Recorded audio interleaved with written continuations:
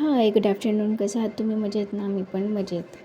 आमच्याकडे रोट आहेत म्हणून सकाळचे आणि संध्याकाळचे जे रोट होते त्यांची पूजा करून घेतली, गहू मोजून सण.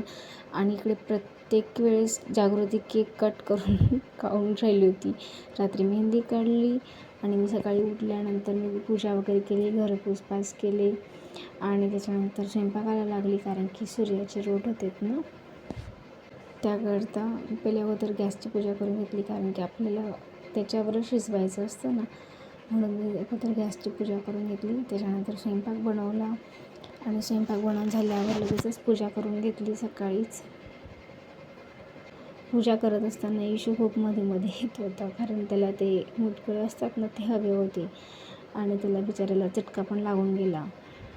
आणि त्यातच आज जागृतीचा वाढदिवस पण आहे, तर खूपच स्पेशल आहे. अजून जो व्हिडिओ येईल ना तो खूप छान असणार आहे, कारण की त्याच्यात जागृती खूप एन्जॉय करणार आहे. तो व्हिडिओ स्किप न करता पूर्ण बघशाल, खूप छान असणार आहे तो.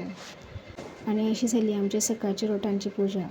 आवडली असेल तर लाईक, शेअर, सबस्क्राईब करायला विसरू नका. आणि इकडे बघा, मी पूजा करत होते तरी पण त्याला काय हवं होतं, तेच हवं होतं, मुटकळेच हवे होते.